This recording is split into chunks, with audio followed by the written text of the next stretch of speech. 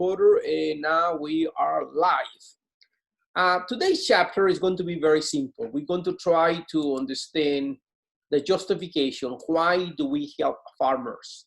Probably some of you have no idea that we actually help farmers, right? And let me see, this is actually chapter 15, if not mistaken. Yeah, there it goes right there. Okay, and we're going to try to understand the situation or the justification why the government is involved in helping farmers. I do not know if you know this, but the farming industry is one of the industries in which the government is heavily involved, right? As you already know, there are many industries in which the government gets involved, but there's no industry like the farming industry in which the government is actually the one subsidizing these industries. And we're going to try to understand why does the government subsidize the farming industry and how do they do it and what's the economic impact of that, not only in the industry itself, but in the whole economy. Okay? How these things that the government does actually affect ourselves. Okay? So the first question that we need to ask ourselves is, why do we subsidize certain industries? And as you already know, we subsidize certain industries because we believe they are essential to our national security. And that's exactly the situation with the farming industry. We believe that the farming industry is an essential industry for our national security, and as a result of this, the government is involved in subsidizing farmers. The problem that we have is now that in many cases, the government is involved in subsidizing farmers, not so much because we need this for national security, but we do it because of political reasons. And again, we're going to try to understand what are some of the political reasons that we subsidize farmers, okay? So the question is, how do we subsidize farmers in the United States? Well, I don't know if you know this, but personally, the United States actually subsidize farmers by income guarantees. In other words, the United States government comes to certain farmers and certain products they produce and say, I can guarantee you that you're going to make X amount of money. Let's say you're gonna make $75,000, right? If you don't make the $75,000 that you're supposed to make, we guarantee you that, and we're going to send you a check for the difference. The government does that for certain farmers.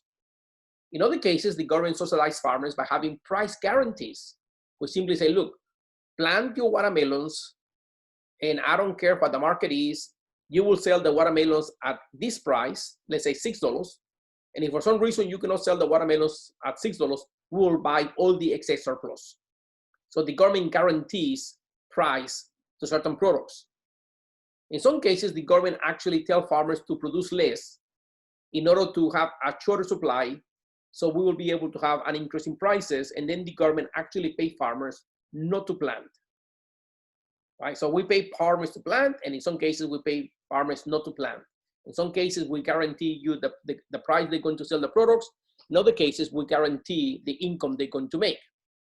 Right? And again, if we believe in a free market, then the question is, if we are in a free market, then why do we still subsidize farmers? Well, we're going to try to understand the economic explanation of why we do that. What is the economic explanation? There has to be a reason. And then what happened when we subsidize farmers? For example, what happened to production? What happened to income? Not only of the farmers, but also of the rest of the population. And then the main question that probably affects you is, who is actually paying for these farm subsidies? Who's paying for these farm subsidies, okay?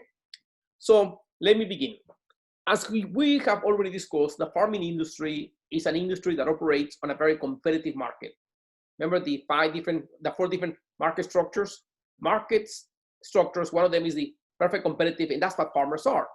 So farmers operate in this type of industry, and as a result of this, these individuals have absolutely no market power. We already know that. Farmers have no market power. And the reason is because the product that they make is a homogeneous product, and it's being produced by thousands of producers, and all the production made by them is insignificant in relation to the market.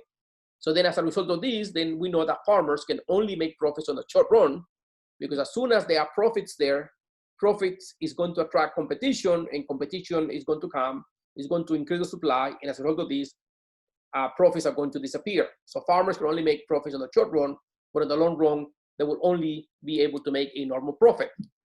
Okay, so again, farmers act like perfect competitors. Now, in addition to this, what we need to understand is that farmers have a problem. And what are some other problems that farmers have? Or in other words, we're trying to understand the economic justifications for helping farmers. As you already know, in all industries try to apply the latest technology. But in the farming industry, advancements in technology have actually been, to a certain extent, negative to farmers. Why is this the case? Well, think about this.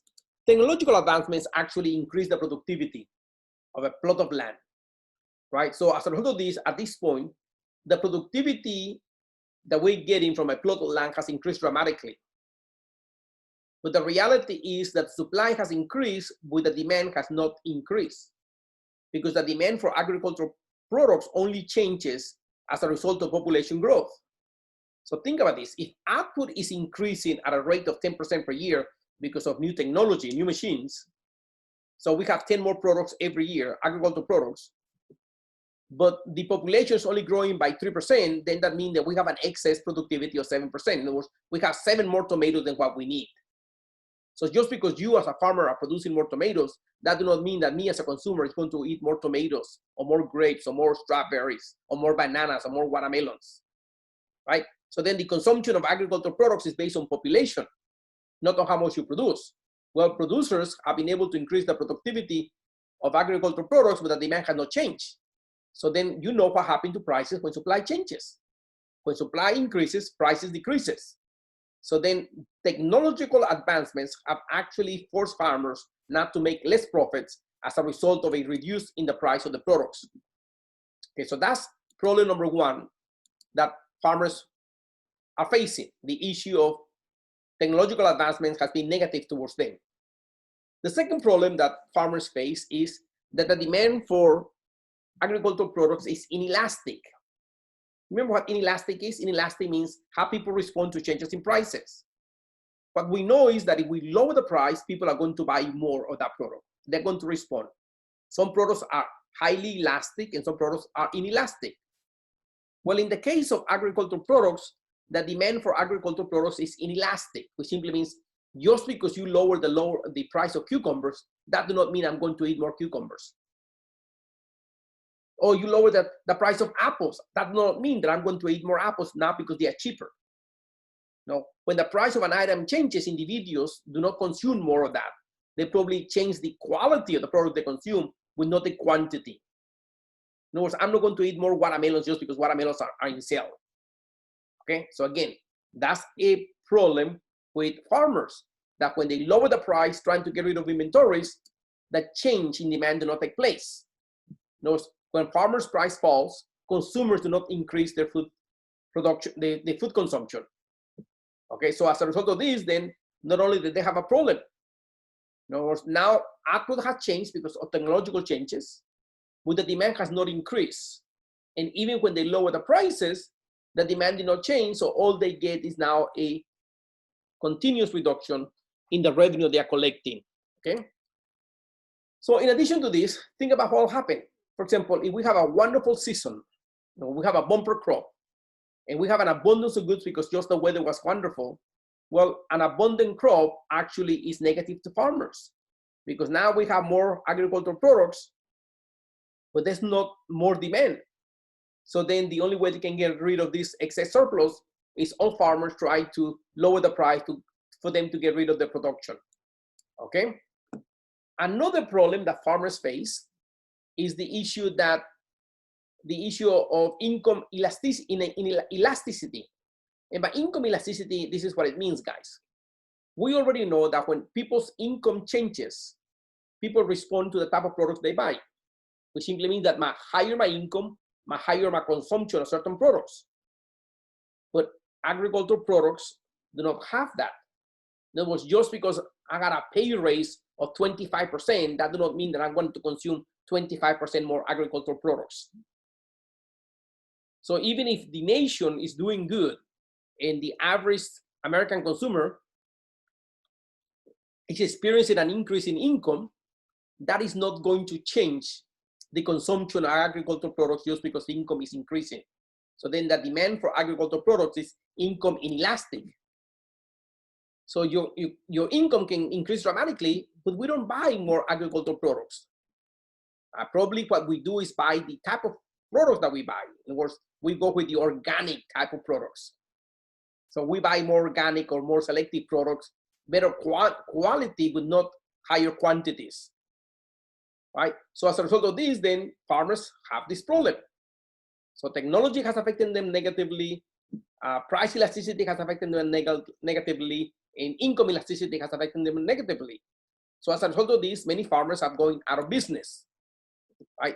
So when farmers go out of business, as you already know, then prices begin to increase. And this is the justification the government used to intervene in farmers. They say, look, what happened is this. For example, let's assume that we are producing, this is our normal production at peak one. That's the price, supply and demand. Now we have an abundant harvest. If we have an abundant harvest, supply is going to increase. When supply increases, now we're going to have a lower price. So now some farmers are going to lose their farm because this price is not enough for them to pay all their cost of production. So some farmers are going to go out of business. Then as a result of that, then the following year, the supply of products is going to decrease. And now we have higher prices. And then the following year, because of the higher prices and some farmers made money, that's going to attract some businesses. And then the following year, we're going to have supply shifting to the right. So then the government say, we cannot do that. We cannot allow the price of products to go up and down from year to year to year. We have to have a stable price. We have to have a stable price. We cannot allow abrupt shifts in the supply, right? And this can happen as a result of the weather, or it can happen as a result of disasters. It can happen as a result of the income fall for farmers, whatever the case may be. We need to control that. What we want to achieve is a stable supply, okay? In addition to this, what we know is that farmers cannot respond immediately. In other words, just because, let's say you are growing tomatoes, and you're growing tomatoes and you're making a lot of money, for some reason, the tomatoes become fashionable and people are consuming more tomatoes. So then if I am a strawberry farmer, I cannot go immediately and begin to shift my production to tomatoes. I have to wait to the next harvest season, right? And then the next harvest season, we're going to have a lot of tomato producers. Then the price of tomatoes is going to come down, and then we don't have now strawberry producers. They're going to be a choice of strawberry producers, and as a result of this, then we're going to have another problem. So the government say, no, we cannot do that. We cannot have individuals shifting the production from one production to the other. This year you're going to plant rice, and next year you want to plant tobacco. We cannot do that. It's a matter of national security. We need to have enough producers that produce the products that we need without having to rely on China or Europe or Latin America to produce the products that we need for consumption. Okay? So again, trying to understand economic rationalities.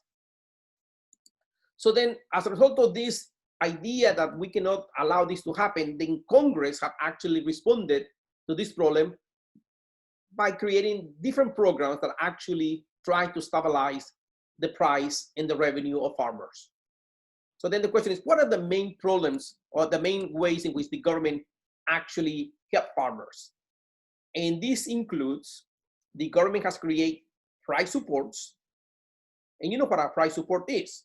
A price support simply say, hey, if consumers only want to pay 99 cents, go ahead and sell it for 160, and whatever surplus you have, we'll buy from you. The government also have paid farmers not to plant. Now have a reduction of supply. The government has also buy the excess demand from farmers. So the government creates a demand distortion. In some cases, the government actually subsidizes the production of certain products. And in some cases, the government actually sends them direct check to farmers. Okay? So, any questions?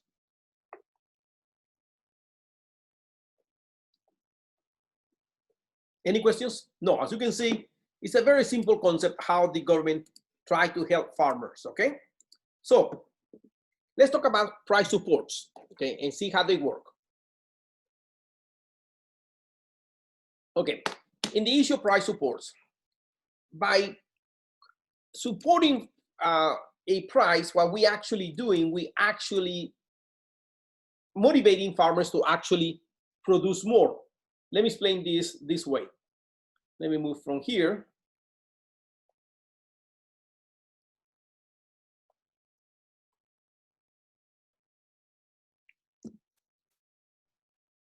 Okay, let's assume that this is the aggregate supply and the aggregate demand for, let's say, corn in the United States. And because of the supply and the demand for corn in the United States, prices are determined by suppliers and consumers. You already know that, price and quantity. Let's say the price is going to be $20 a bushel. I don't know how they sell corn. Let's say $20, well, let's say $200 a ton of corn. So that's what the market is bearing, $200 for a ton of corn.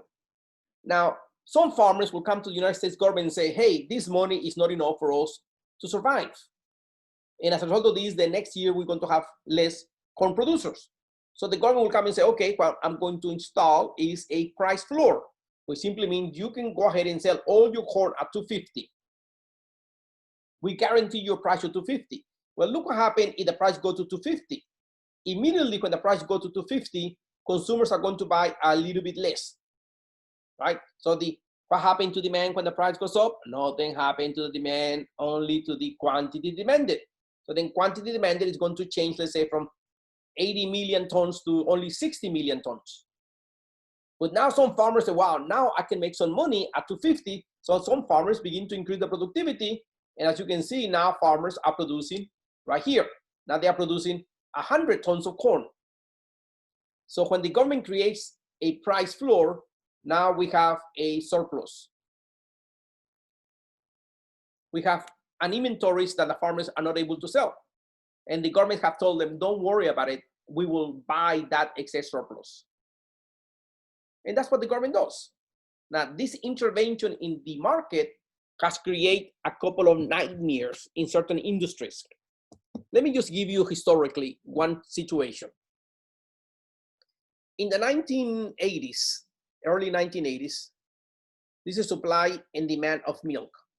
In the 1980s, there was new technological advancements in the production of milk. Farmers now were able to milk cows, not by hand, but by using machines, right? And they were able to find new, I guess, hormones, whatever farmers give to cows to produce more milk. And then in addition to that, we have what's called genetic selection of animals, right? That the cows now, they are not only cows, they are milk making machines. They are machines that we have genetically altered to make a lot of milk. So then throughout the years, the supply of milk has increased dramatically. The supply of milk has increased dramatically. So we went, let's say, from $3 a gallon from the producer, supply increase, and the price begin to decrease to $1.75. Okay, and again, I'm just making up numbers. So when the supply increase, now farmers now are making less money. A lot of farmers begin to go out of business. And the farmers were, you know, I guess they were able to coordinate their activities, that they went to Congress and say, we need support, we need support, we need support. So the government came to the rescue and said, okay, go ahead and sell the milk at $3 like it used to be, and we'll buy the surplus. So again, price went to $3, and that created a humongous surplus, because now farmers were producing more, let's say 200, and consumers were only buying 100. So we have a surplus right here of 200 million gallons of milk.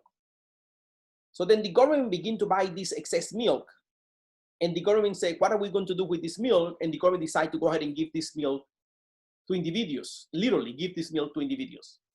And the way they did it was through the lunch plans in public schools. I don't know if you remember this when you were a little kid. You know, when you were a little kid, hold on for a second. When you were a little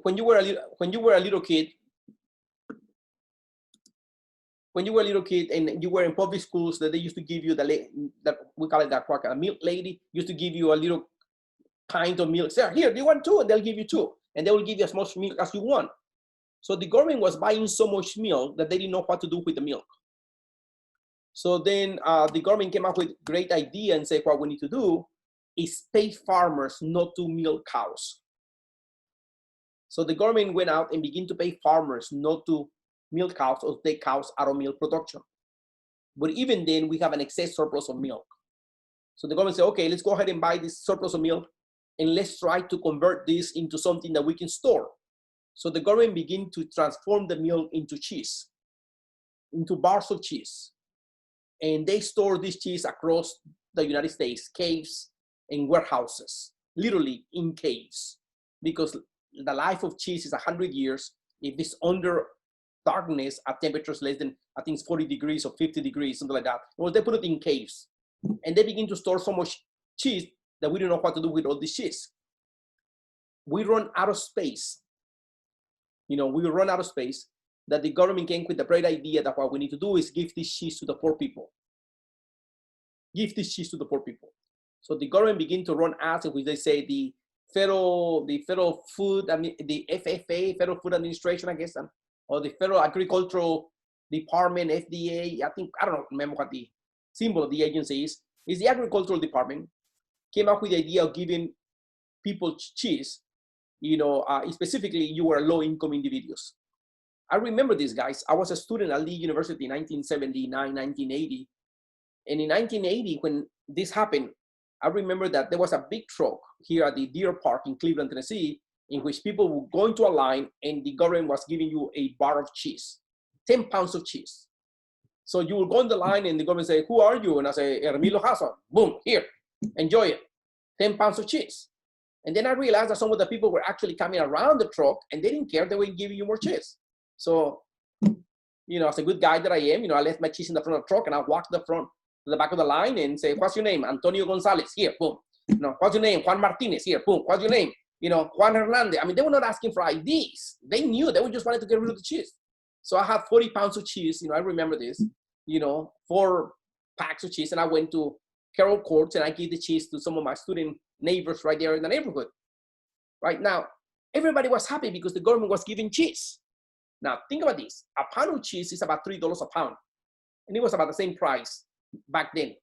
So the government was giving you about $30 worth of cheese. Everybody was happy. And the answer is no, not everybody was happy. Guess who was upset about this?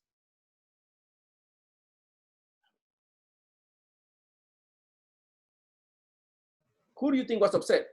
People that went to the store to buy the cheese? Well, actually, it was the cheese producers. Say, "Hey, here, I'm trying to sell cheese and make a living, and you are giving cheese for free. So you're going to run me out of business." So they put so much pressure on the government, say, "Stop doing that, don't do that." So the government say, "Okay, we're not gonna do that." So the government say, "Okay, what's the problem that we have?" And say, "Okay, the problem that we have is that we have too many cows producing milk. How about if we take some cows out of milk production?" So the government begin to buy cows out of milk production and kill the cows and then get the meat and store the meat, in cans for national security. And the same story repeat. A couple of years later, there was so much meat in cans stored throughout the United States that we run out of space. It's almost like spam, so much meat that we have, that the government forgets about the stupidities and they repeat the same things again. So a few years later, the government say, the way we can get rid of this excess meat is by giving this to the poor people. And the same story repeat, they begin to give cans of meat, and guess who complain? The spam producers, the producers of canned meat, and say, "You cannot do that." So not to make the story long, the government said, "Okay, I think we have a problem. We have to resolve this problem. Let's go to the root of the evil. And the root of the evil is that we have too many cows producing milk. We need to take them out of milk production." And this is a true story, guys. You can go and read this. The government came up with farms across the United States, purchased thousands of heads of cattle, put them on a train, and transport these cows to Arizona. And someplace in the middle of the desert in Arizona, they unload these cars full of animals, cows. They made a big hole in the ground, and they threw the cows into the hole and chewed them and covered them with dirt. And this repeat not once, but thousands of heads of cows were actually killed and buried in the middle of the desert because we wanted to take these cows out of milk production. So again, the question is, why do we do that? Well, we do that when the government trying to intervene in a situation, and instead of creating something better, what they could do is actually end up creating a market failure. Why was at no point their solution to trade, to sell it as an export to other nations? Well, because there are some products that they are very hard for you to actually to actually export. For example, milk is one of those products. You cannot export milk because of the transportation cost. The only way you can transport milk to another country is by refrigerated trucks. So you put the milk on a refrigerated truck, by the time it lands in Africa, you know, the cost of that is going to be $15 a gallon. Nobody's going to buy it from you. So there's certain products that can only be produced domestically for the domestic market. And that's one of them. What many countries are doing, including the United States, now they're changing the milk into powder milk.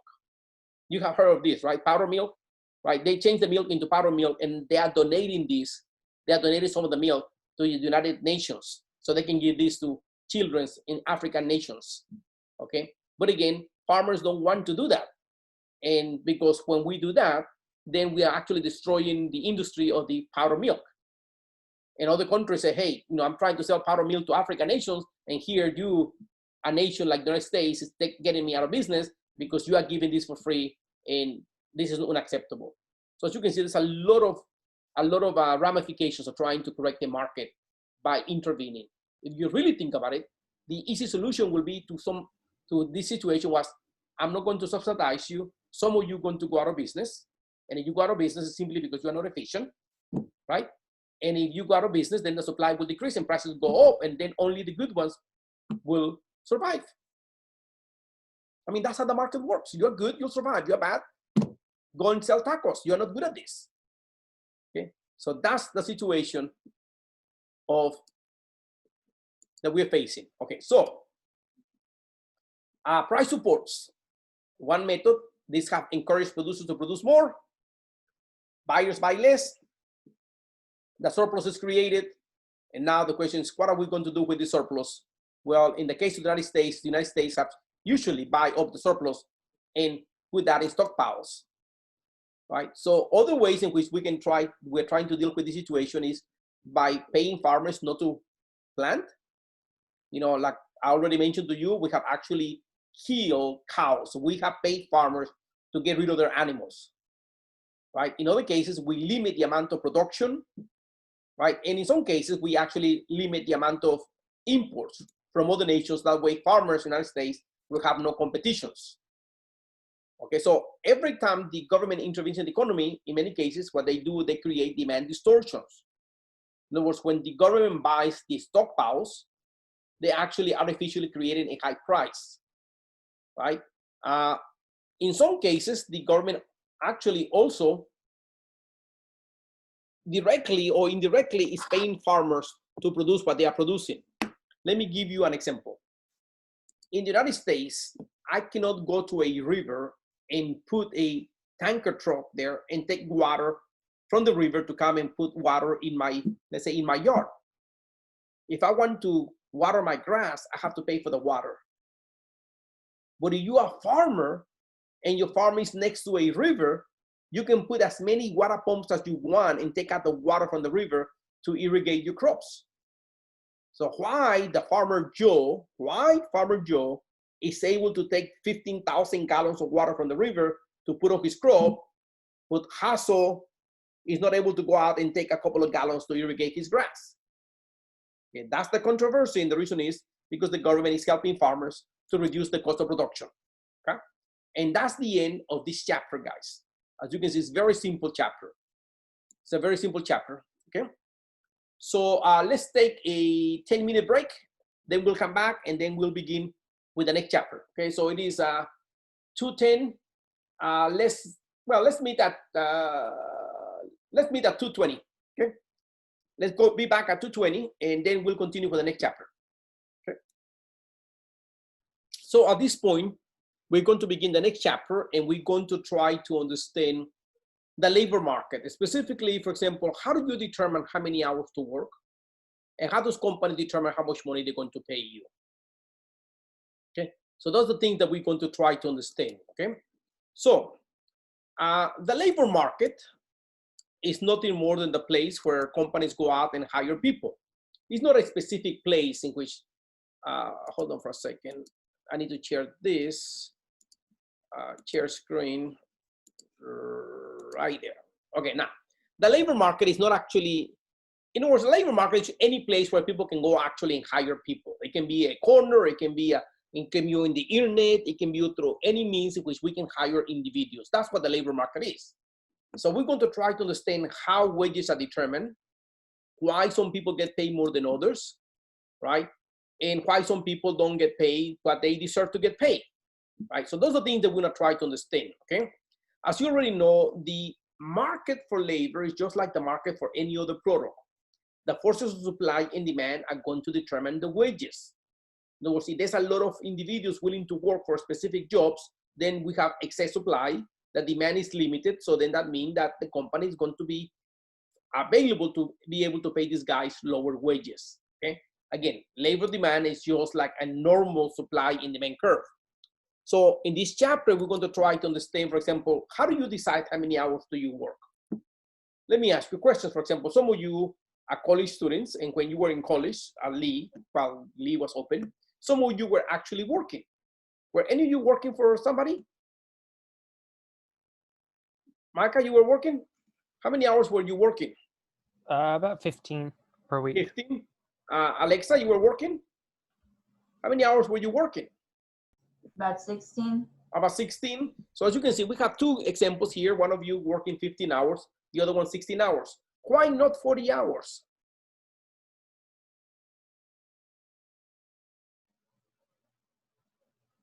There would be no successful way to manage 40 hours and a full 12 credit hour, 15 credit hour Yeah, semester. for you it would be incredibly difficult to be able to go to school full time and try to work full time. So you make a decision of how many hours to work. Well, let me tell you exactly how individuals make decisions of how many hours they work, okay? And it goes like this. On a typical day, all of us have 24 hours. And the 24 hours that we have to make a choice of what are we going to do. So again, we have 24 hours, right? So we divide our job into working activities and leisure time. Leisure time was relaxation. So I guess we can actually break it into 8-hour periods. We have 8 hours of work, 8 hours of leisure, and 8 hours of what's called non-working activities, the things that we need to do just to stay alive. Sleeping, preparing food, driving to the gasoline station. In other words, it is work, but you don't get paid, and it's something that you choose to do because it's gonna help you, okay? So then in reality, what we have is, without the sleeping time, we have a total of 16 hours in which we can work or we can just rest. So as you can see, if we decide to work a little bit more, then we're gonna have to let go of leisure time. But if you want to be lazy, you want to watch a couple of Netflix movies, well, if you want to watch more Netflix movies, you're going to have to let go of some of the working activities. So as you can see, this is the way we make decisions. And as you already know, there's a cost involved in the decisions that you make. For example, why do people work? Do people work because they enjoy working? Well, in some cases, some people do. But most people work not because they enjoy working. Most people work because they have no choice. They need the income to be able to pay for the things that they need and the things that they want, right? Now, some people actually like the status quo and they don't care about working too many hours. They just care about enjoying life. So they make a decision of resting. In other words, there are some people that they just simply prefer to work a part-time and enjoy life than working like a crazy individual, okay? So this is the principle of how we make decisions. So then if we work more, we have less leisure time. So then the question is like this. The individual is willing to work more if the wages are actually higher. Hold on for a second, my computer. Let me see if I can do it again, share screen. Okay.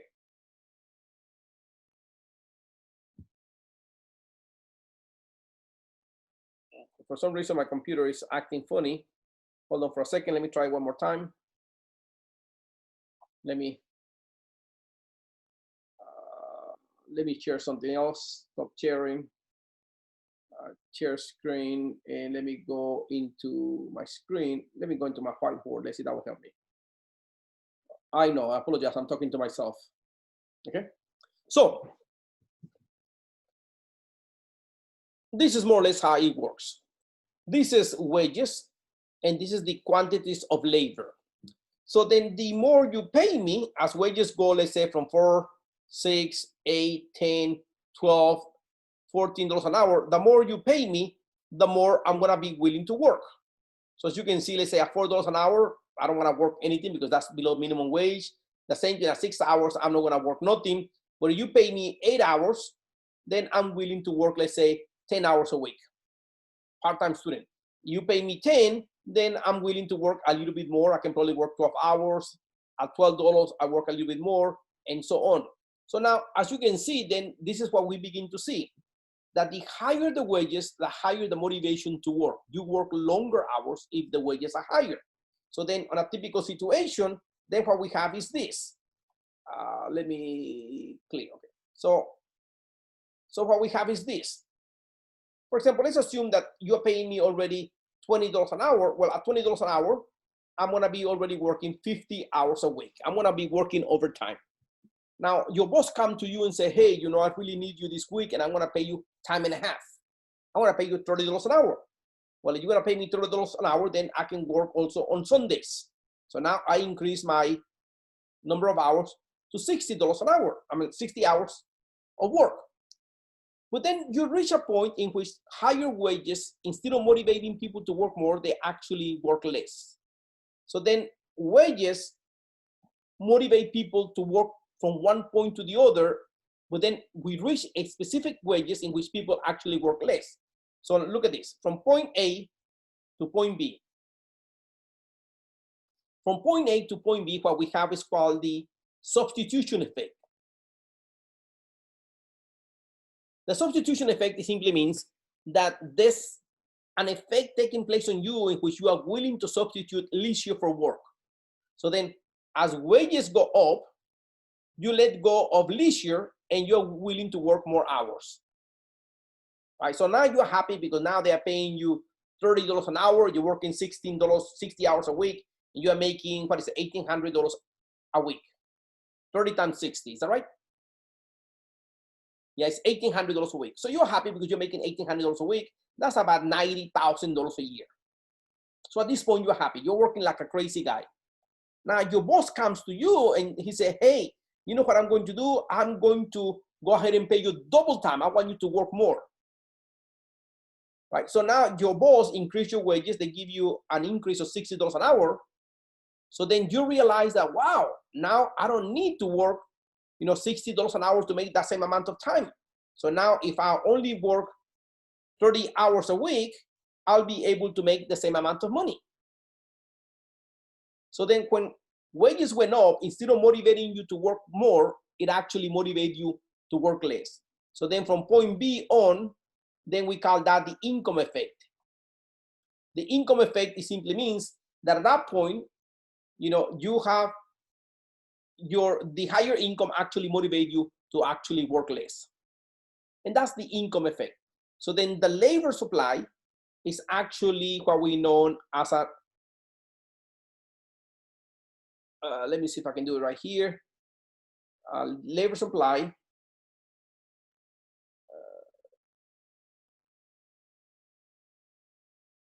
For some reason, my pencil is not working. Let me stop this. Let me do it again.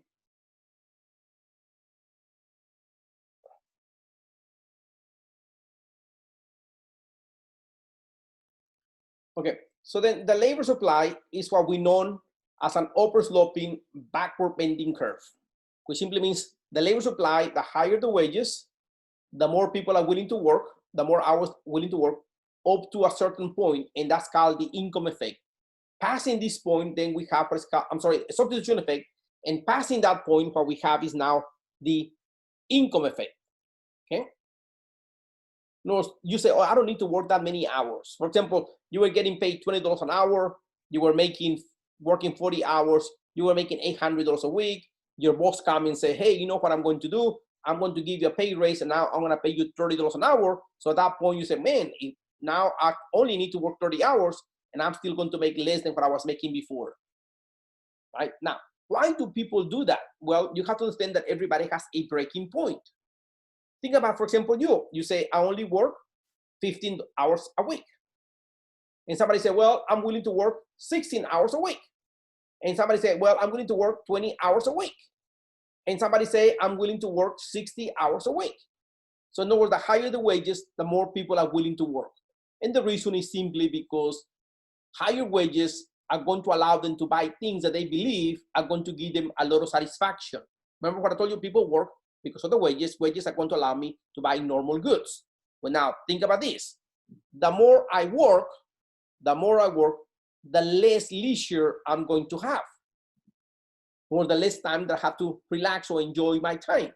So then as wages begin to increase, you have less leisure, and then this leisure becomes more desirable.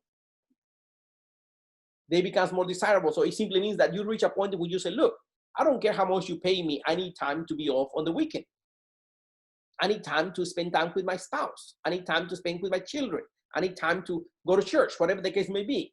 So there's certain income in which people say, hey, I don't need to make more income. I'm happy with the status quo.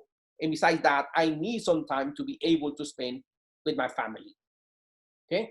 So that's the way individuals actually determine how many hours they're going to work. Okay? So the labor supply. So then the labor supply is a choice between working and leisure time.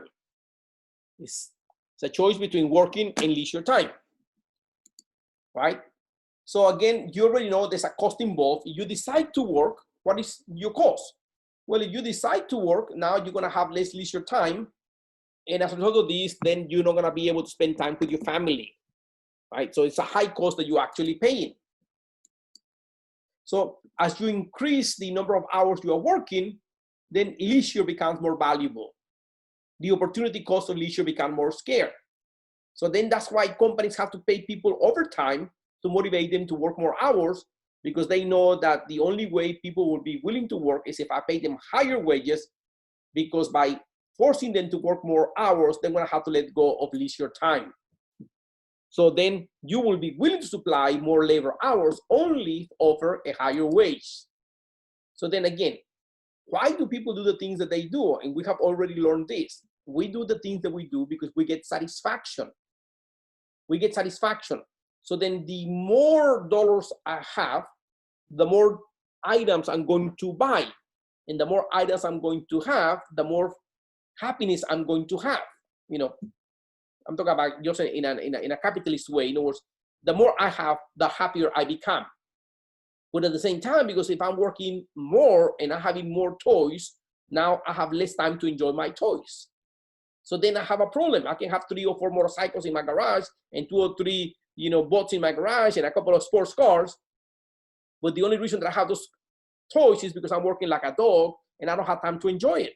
So then at that point you say, hey, enough is enough. I need time to be able to enjoy the things that I already have. So then at some wage, even more wages may not induce us to work more. In fact, increased wages actually induce us to work fewer hours, not more, right? So again, this is the example. If you earn $10 an hour and you're working 60 hours a week, you're making $600 a week. Now your boss decides to offer you $15 an hour, then you say, wow, now I don't need to work 60 hours to make the same amount of money. I can only work 40 hours and I still make the same amount of money. And now I have an additional 20 hours of leisure time. So I don't have to work 60 hours to make 600. Now I only need to work 40 hours and make the same amount of money. So then is that why companies are hesitant to offer more? I didn't hear you, sir. Is that why companies are hesitant to offer more? No, sir. No. Companies are hesitant to offer more. And the reason is because the more I pay, the higher my cost of production. Okay, that's not the reason why. But again, I'm at this point, we are just simply trying to figure out how people respond to wages. How people respond to wages. In a minute, we're going to try to understand why companies increase wages of people and why companies don't increase wages of individuals. I mean, some people that make a lot of money. And the answer is why. We're going to try to understand that. And then why is it that we can have a person working for the company for 20 years, right? And this person has, let's say, earned $50,000 a year every year, has been working for the company for 20 years, and then we hire a new college graduate with no experience, and we start him at a higher salary. Why do we do those things, right? But again, now at that point is the demand for labor. At this point, we're discussing the supply of labor, okay? So then the supply of labor is impacted by two effects. The substitution effect, which simply means an increase in wage encourages people to work more, right? And the next one is the income effect, which simply means an increase in wage allow persons to reduce hours without losing income. So then the supply of labor is an upward sloping, backward bending curve. You know, on the blue portion of the line, that simply means that you pay me more, I work more. That's the substitution effect. When the light turns green, in this case, that's the income effect, which simply means income higher than this, whatever point is, income higher than this, instead of motivating you to work more, you actually now want to work less, right? Because you realize that you can earn the same amount of money without having to work so many hours. So this is a backward bending curve, okay? So now we also need to understand the elasticity of labor. And the elasticity of labor simply means this. In jobs in which no skills are specifically required, we tend to have a lot of people qualified for that. I know there's a lot of people that qualify, let's say, for the Amazon jobs. There's a lot of people that qualify to become a burger flipper or working on the register at Taco Bell. There's a lot of people, okay? So then in this type of jobs, a very small amount of increase in wages actually motivate people to work more hours, right? And the reason is because they know, oh, if I don't want this job or I don't like how much they pay me, somebody else is going to take my job, right? So again, in low-skilled jobs, we tend to have an oversupply of workers. Now think about, for example, the issue of immigration in the United States. You know, in the idea of, for example, 3 years ago when President Trump was running for office, let's build this wall, let's build this wall. Okay, well, let's build the wall to stop these illegal drugs coming into Mexico and also stop all these illegal aliens coming to the United States. And a lot of supporters say, yeah, let's build this wall, let's build this wall. Now, what was the intention behind? The intention behind was to stop the flow of unqualified workers. Because most of the Mexican workers that we have in the United States are people with low skills. Believe me, people with skills in Mexico, they don't want to come to the United States. They are making a good living back home. The people that we have in the United States is people that have no education or very low skills. So then these low skilled workers that come to the United States to look for work are actually competing with low skilled workers in the United States. Think about it. So then immigration, illegal immigration in the United States is impacting more individuals with low skills. Engineers and doctors, you know, and individuals in professions in which they're making a living, they're actually happy to have any illegal workers. Think about the number of nannies in the United States, babysitters, number of people that actually clean houses, number of people that actually mow the yards. So then for wealthy individuals, you know, they like this because now they have very low labor, very low wages labor, or labor with very low wages. But at the same time, these low skilled workers is impacting negative thousands of Americans that have no skills, that they're looking for a job. So now we have an American guy that wants to work for at least minimum wage, $7.25, because he's entitled to, and then we have a Mexican guy that will be willing to work for you for $5. So then which guy is the company going to hire? Well, the company is going to hire the illegal Mexican guy that's willing to work for, not by the hour, but by the day. So in other words, I don't have to pay you by the hour. I'm just going to pay you $100 a day, and I can put you to work 15 hours a day. Okay. So again, all I'm saying is this, that in jobs with low skills, we tend to have an oversupply. And the more workers we have in specific skills, then the lower the wages are going to be. Okay. So then a very small increase in wages, right, actually increase the supply. So the supply of labor is large, right? So a very small increase in the wage rate actually generate a very large increase in applicants, right? Now, on the other hand, think about high-skilled workers. On high-skilled workers, right, the demand is there, but the supply is not existent, so very limited. So then the only way we can attract high-skilled, qualified individuals is we actually pay higher wages. But even higher wages, in certain cases, is not going to attract individuals because the supply is not there. Okay? So in other words, the pipeline in qualified jobs is very, very small. Right? The supply of labor is small and the time to qualify is very long. So then a large increase in wages is going to generate a very small increase in applicants. So think about, for example, a medical doctor. Let's think about, for example, a plastic surgeon.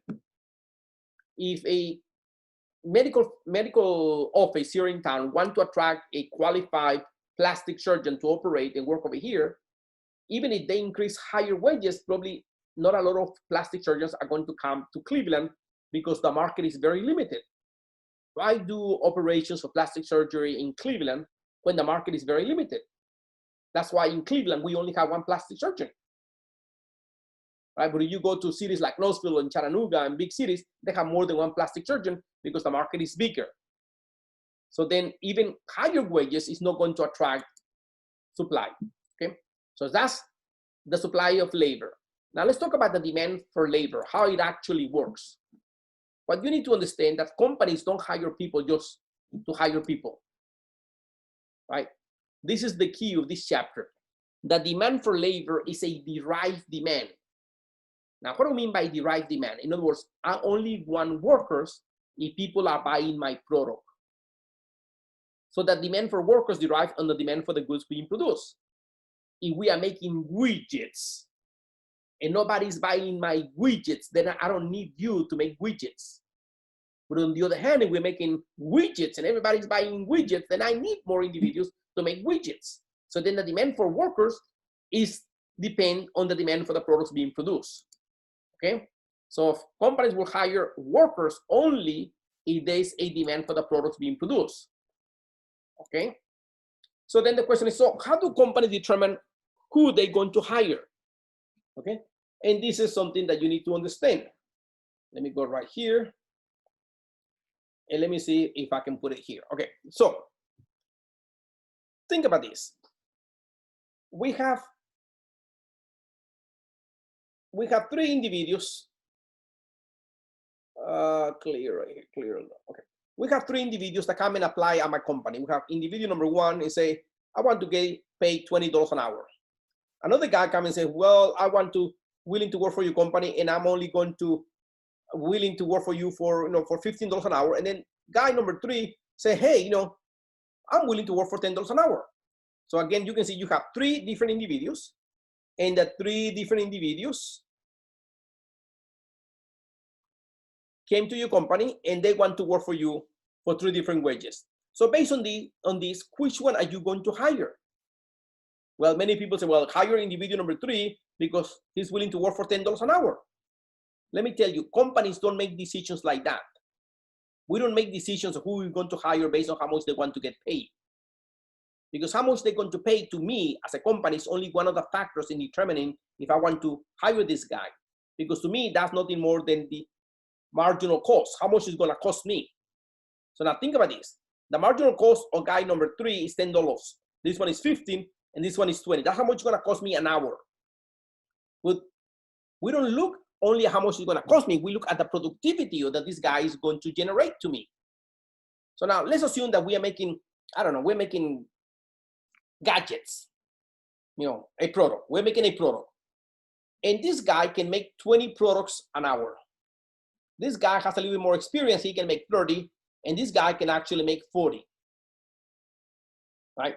So now let's assume that we can sell these products for $1 a piece. So how much is the marginal revenue this guy is going to bring me?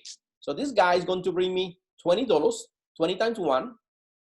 Right? This guy is going to bring me 30, and this guy is going to bring me 40. Right? Let me change the numbers a little bit better. Let's say that this guy can make 45. Okay? And so times 1 is 45. So now, based on this, how much money is the third guy is bringing me? Is he bringing me 20? Is he going to cost me 10? So this guy is going to bring to my company $10 every hour more. This is the marginal revenue he's going to bring to my company. Look at this guy. He's costing me what? 30. He's costing me $15, but he's able to generate 30 products, so he's actually bringing to my company 15 units. Well, look at the second guy, the first guy. The first guy is won $20, but he's very productive. He can generate $45 worth of products, so he's gonna bring to my company $25 in additional revenue. So then based on this, which guy are you going to hire? Yeah, you hire guy number one. Why? Because he's gonna bring you the highest marginal revenue. Then you have to hire the next guy is what? Guy number two, because he's bringing 15, and then number three is what? So as you can see, it's not how much they want that makes the decision if I'm going to hire him or not, but it's actually the actual marginal revenue he's going to bring, right? And how do we find marginal revenue? So the additional revenue is equal to the marginal physical product, in other words, the productivity of this guy times the price. Think about guy number one. How much was his productivity? He's able to generate 45 products an hour. At a price of 1, then the marginal revenue is 45. Look at guy number 2. How much was his marginal physical product? Marginal physical product, the additional products he can create. Well, this guy can create 30. I can sell them for 1, so he's bringing me $30. So as you can see, we're just simply trying to understand how companies hire people. So what have we learned? What we learned is that you don't hire people based on the cost. Well, you hire people based on a factor of different things, right? And one of them is the factor of how productive this individual is, or simply means how much money this guy is bringing to me. So now you know why people get paid higher salaries. Think about this. How much is a school teacher gets paid? $45,000 a year? Think about this young girl, went to college for 4 years. She wanted to be an elementary education teacher. After 4 years of college, then she goes and works for a local community, and now she's gonna be a kindergarten teacher, and she's gonna make $45,000 a year. Every day she has to get up, go to work, and deal with 45 brats, little kids that they drive everybody else crazy. And we only pay this young girl $45,000 a year. On the other hand, we have a young black guy that decided to drop out of school. But this guy, he has incredibly good abilities to be able just to put a ball in a hoop. I mean, it's a young guy. Think of this, a young guy that doesn't know even how to communicate. He doesn't have to be black. He can be a white kid, He's just very good in the court. And he's recruited by the NBA, right? And now we're gonna pay this guy $20 million a season. So now we have this person making $20 million a season without no college education. This guy has no skills, no communications. I mean, all he's good at it is playing basketball. So why do we pay this guy $20 million a year and this young girl that went to school for 4 years only $40,000? That's not fair. Say who? Profit, the consumer, or like how much money the NBA makes compared to the government. Because the guy that pays this guy $20 million a year, I'm pretty sure he's making more than $20 million a year. In other words, we pay you according to the contribution you bring to my company. So in summary, guys, this is what I'm trying to tell you. Do you have a dream of doing a very good life and making a lot of money? Well, going to a place in which you can become very productive, right? That people are willing to pay for whatever you're selling, or you increase the productivity. Look, for example, individuals that work for the pharmaceutical companies tend to get paid very high salaries. Why? Because the pharmaceutical industry is very profitable, right? And individuals that work as a manager of a Taco Bell is never going to earn $150,000 a year. A Taco Bell employee, a manager of a Taco Bell, is never going to earn $150,000 a year. It is possible that you become a regional supervisor or a regional manager, which simply means you are controlling 6 or 7 different McDonald's or Taco Bells, you're going to be making 150. But you're never going to get $150,000 by managing one Taco Bell. Why? Well, think about it. How many tacos does the company have to sell a year just to pay your salary? If you get $150,000 on a taco that Taco Bell sells for $1, what is the profit margin? Let's say 25 cents. So now divide 150,000 by 25 cents. Somebody help me? $150,000, the salary divided by 25 cents.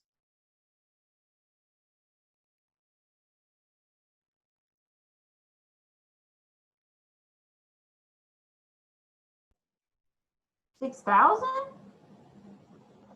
600,000. How much? 600,000? Yeah. If the profit is 25 cents on the dollar. Okay. So if Taco Bell is only making 25 cents on every taco they sell, that's the amount of profits they can use to pay the salary of this guy. So they have to sell 600,000 tacos. Divide that by 360 days, sir.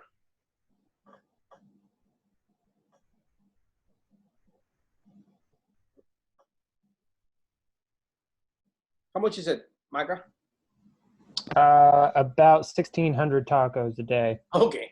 So then a typical Taco Bell will have to sell close to 2,000 tacos every day just to pay your salary, 1,600 tacos.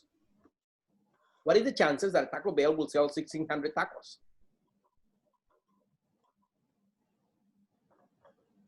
I don't know. However, a typical restaurant has about $1,600 a day in total sales. That's about the average sales of a restaurant, about $1,600 a day. Does that make sense?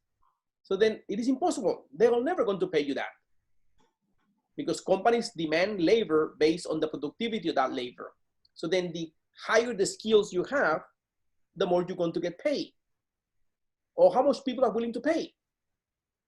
I remember a couple of years ago, they invited me to go speak in South America, and I was very happy because I was going to speak with Marshall Goldsmith. I don't know if you know Marshall Goldsmith. Marshall Goldsmith is classified as the 5th most influential man in the world on the topic of leadership. I mean, I'm talking about, this is a guru of leadership worldwide.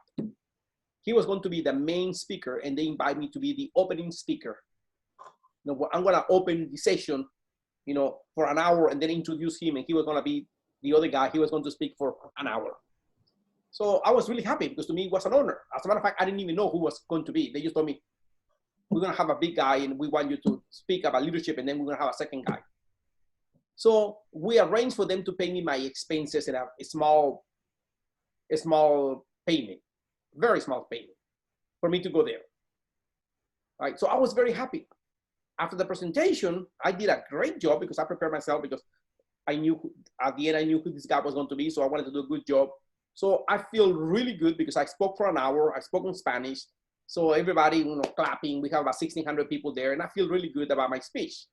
Then this guy came and he spoke for an hour, but he was speaking in English, so he needed a translator. So he literally spoke for about 30 minutes. You really think about it. Right? At the end of the seminar, we went out to eat together. Us and the coordinators. And in one of the conversations, the guy said, "Man, I don't even know this thing was worth it for me." I said, "What do you mean?" He said, "Well, I came over here and it's not worth it. It took me too long having to fly from California here. It took me a whole 2 days, 3 days to speak for an hour, and the amount of money they pay me was just simply, I tried to give them a special." And I said, "Well, how much did they pay you?" He said, "Well, I only charged him $36,000.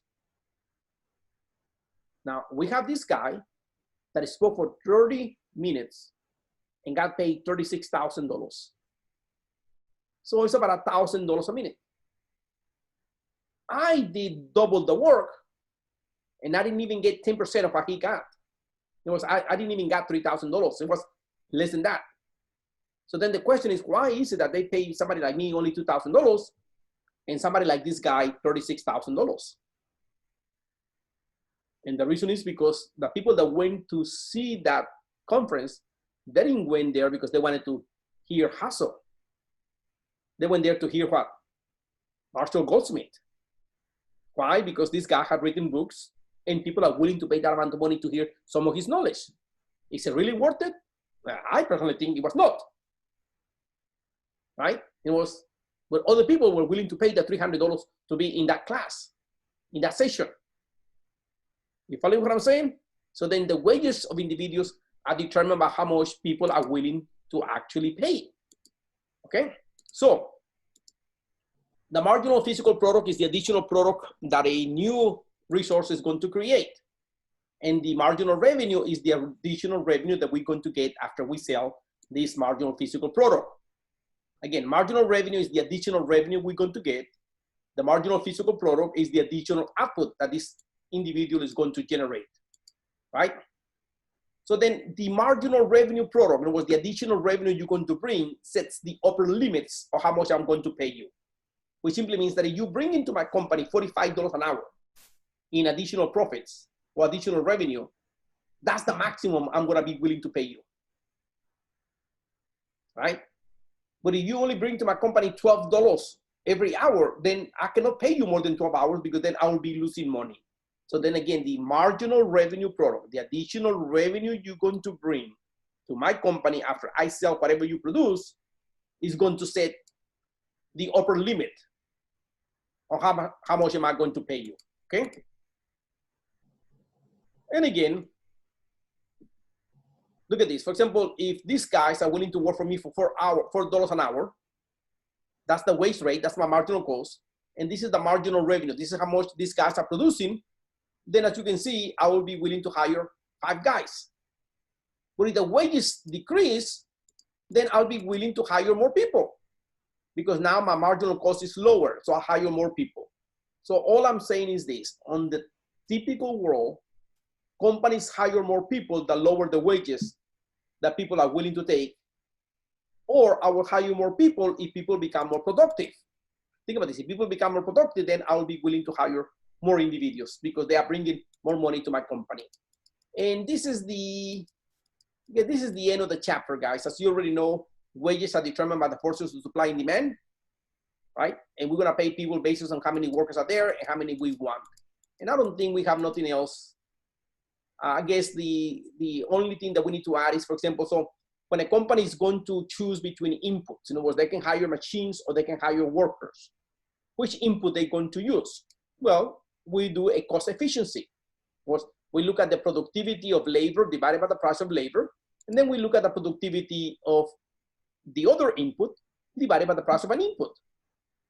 And we're going to use whatever is cheaper. It goes like this: should I hire 10 guys to paint my house by hand, or should I go to the store and buy me one of those spray guns and paint my house myself? Right? Then we look at the cost. And if it's cheaper for me to go ahead and buy my own spray gun and paint my house, then hire people, then you go and do those things. That's all it means. Okay, so we compare the marginal physical product divided by the price of labor to the marginal productivity divided by the price of capital, and then we use the most cost-efficient method, right? And this is the end of the chapter. Any questions? Okay, tomorrow we're going to discuss the labor unions and the financial market, and that will be the end of the class. Thank God, hallelujah, God is good, and your exam will be on Friday. Guys, have a wonderful day. Enjoy the rest of your day. Okay, bye-bye.